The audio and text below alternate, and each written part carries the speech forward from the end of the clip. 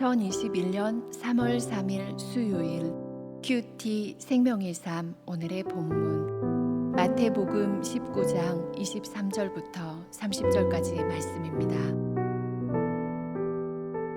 예수께서 제자들에게 이르시되 내가 진실로 너희에게 이르노니 부자는 천국에 들어가기가 어려우니라.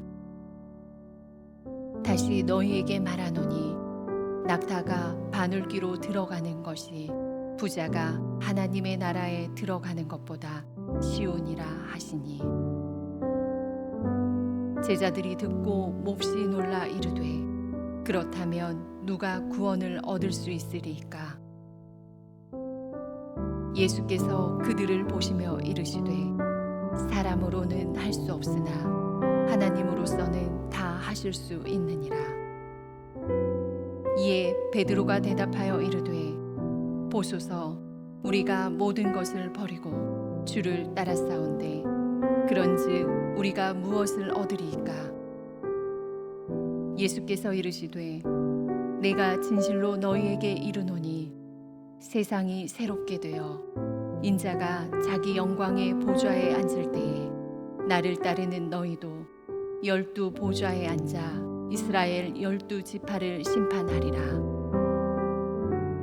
또 내 이름을 위하여 집이나 형제나 자매나 부모나 자식이나 전토를 벌인 자마다 여러 배를 받고 또 영생을 상속하리라.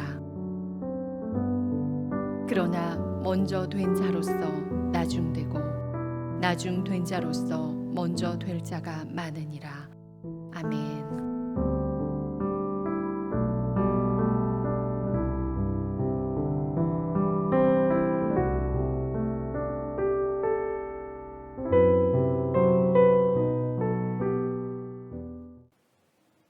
우리가 좋은 직장에 들어가고 원하고 소망하는 것들을 얻으려면 열심히 노력해서 여러 가지 조건들을 갖추고 능력 있고 유능한 사람으로 인정받아야만 합니다. 하지만 하나님의 나라는 그러한 세상의 조건과는 다르다는 것을 오늘 본문은 말씀해 주고 있습니다. 하나님의 나라는 부자라고 해서 또는 선행을 베풀었다고 해서 들어갈 수 있는 곳이 아닙니다. 하나님의 나라는 하나님의 은혜가 있어야 가능한 곳입니다.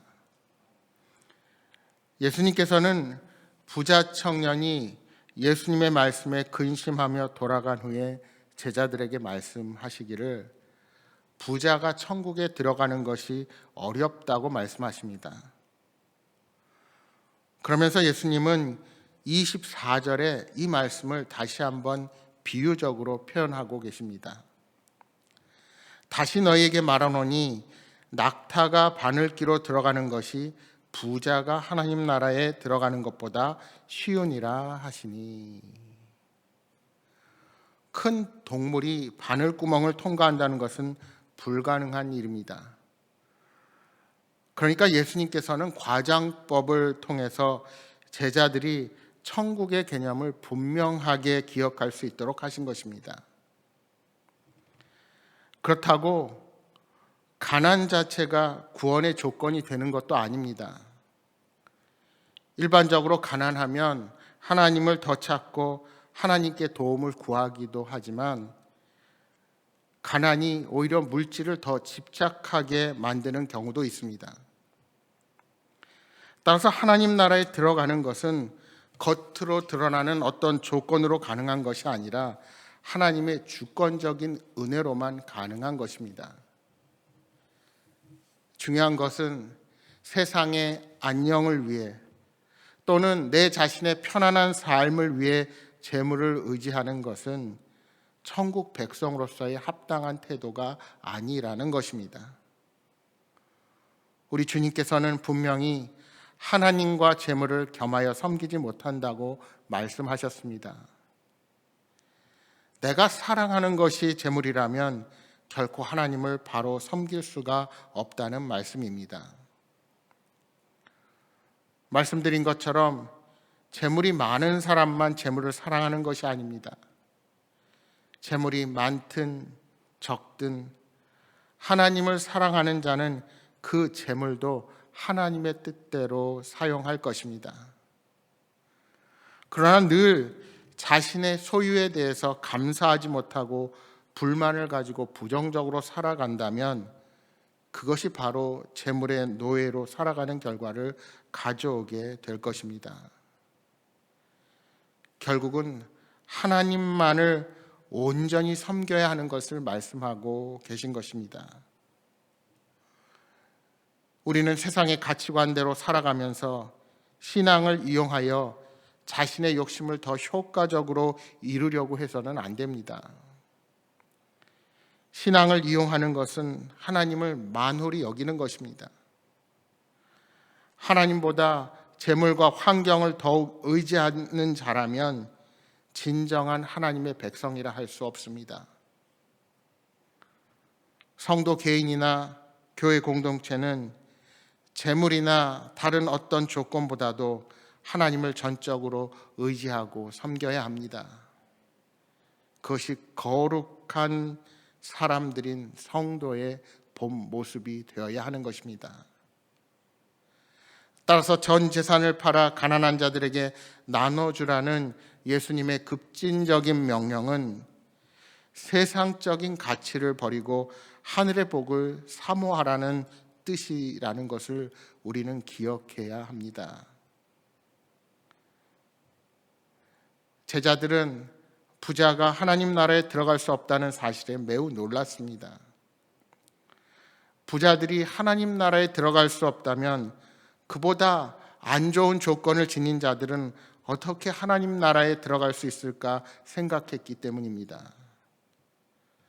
또한 제자들이 놀랐다는 것은 당시 유대교 지도자들 가운데는 부자가 많았다는 뜻도 됩니다.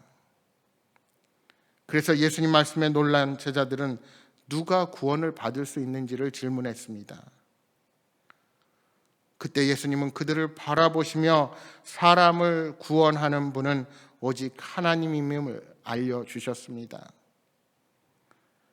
사람은 스스로를 구원할 수 없지만 하나님께서는 모든 것이 가능하다고 말씀하십니다.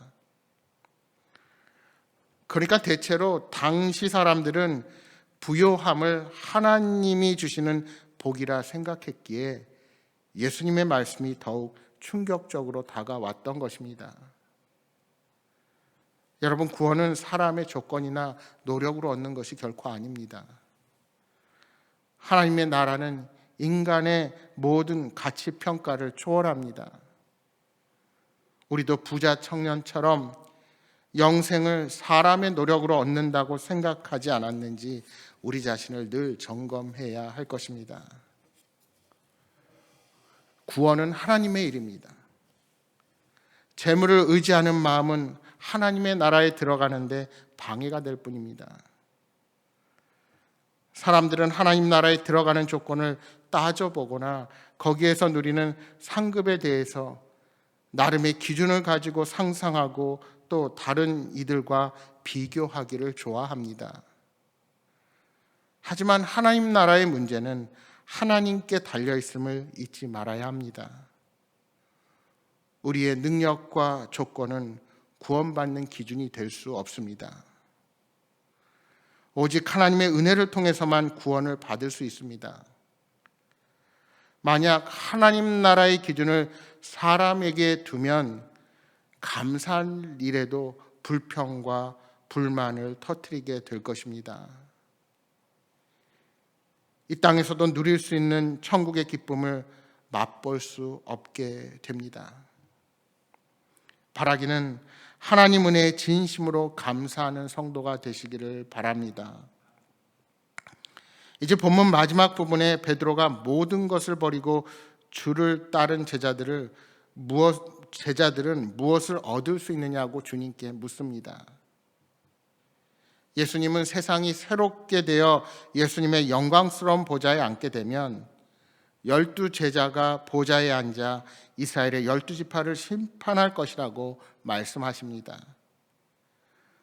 그러니까 제자들이 받게 될 첫 번째 보상은 새 시대에 받게 되는 보상입니다. 28절에 세상이 새롭게 되어라는 표현은 세상의 모든 질서가 전 우주적으로 갱신된다는 의미입니다. 제자들은 세상의 기준으로 볼 때 대단한 사람이 아니었는데다가 모든 것을 버리고 예수님을 따랐기에 경제적인 손실이 있었을 것입니다. 그러나 그들은 예수님께서 왕으로 오실 때 그 권세와 영광에 동참하게 될 것입니다. 이 말씀은 다니엘서 7장 13절 14절에 기록된 예언의 성취로 볼 수 있습니다. 다니엘서 7장 13절 14절에 이렇게 말씀합니다. 내가 또 밤 환상 중에 보니 인자 같은 이가 하늘 구름을 타고 와서 옛적부터 항상 계신 이에게 나아가 그 앞으로 인도되매 그에게 권세와 영광과 나라를 주고 모든 백성과 나라들과 다른 언어를 말하는 모든 자들이 그를 섬기게 하였으니 그의 권세는 소멸되지 아니하는 영원한 권세요 그의 나라는 멸망하지 아니할 것이니라. 여러분, 세상의 것을 내려놓을 때 하늘의 것을 상속받는다는 사실을 기억하시기 바랍니다. 예수님은 제자들에게 진정한 포기의 동기가 무엇인지를 분명하게 말씀하십니다. 그것은 29절의 말씀처럼 내 이름을 위하여입니다. 그 포기하는 대상이 무엇입니까? 그것은 재산과 더 나아가 내 가족입니다. 이는 우리가 가장 포기하기 힘들어하는 것들입니다. 그러나 예수님은 제자가 되기 위해 그러한 것들을 포기하면 여러 배를 받을 것이라고 말씀하십니다. 여러분, 여기서 여러 배라는 것은 문자적인 의미라기보다 포기한 것과 좋게 비교할 수 없는 풍성한 것이라는 의미로 우리가 해석할 수 있습니다. 문자적으로만 이해하면 말이 되지 않습니다. 어머니를 포기한다고 어머니가 여러 명 생기는 것은 아니기 때문입니다. 결국 주님께서 이 말씀을 하신 것은 전적인 순종을 의미하는 것입니다. 그래서 하나님 나라에 들어가는 일에 있어서 먼저 된 사람과 나중된 사람의 역전이 있을 것을 말씀하시는 것입니다. 따라서 우리의 삶과 신앙은 달라야 합니다. 다른 사람과 비교하고 내가 한 것을 자랑하지 말며 오로지 주님과의 관계에서 누릴 복을 생각할 수 있어야 합니다. 당장의 보상이나 인정을 바라고 헌신하는 것은 하나님께도 교회에도 결코 덕이 되지 못합니다. 예수님의 이름을 붙들고 이 땅을 살아갈 때 당장은 손해를 보는 것 같고 어려움을 겪을지도 모르지만 종국에는 우리 주님께서 책임져 주신다는 사실을 기억하시기 바랍니다.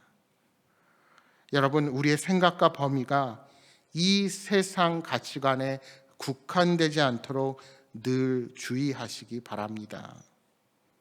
사랑하는 여러분, 오늘 하루도 그 믿음으로 승리의 삶을 살아가시는 저와 여러분이 되시기를 주님의 이름으로 축복합니다. 오늘 주신 말씀 기억하면서 이 시간 함께 기도하겠습니다. 주님, 돈이 전부라고 외치는 세상에 주님이 전부이심을 보여주는 인생이 되게 하여 주옵소서고 기도하시기 바랍니다. 또한 여러분 가져오신 간절한 기도 제목들을 놓고 기도하시다가 돌아가시기 바랍니다. 함께 기도하겠습니다.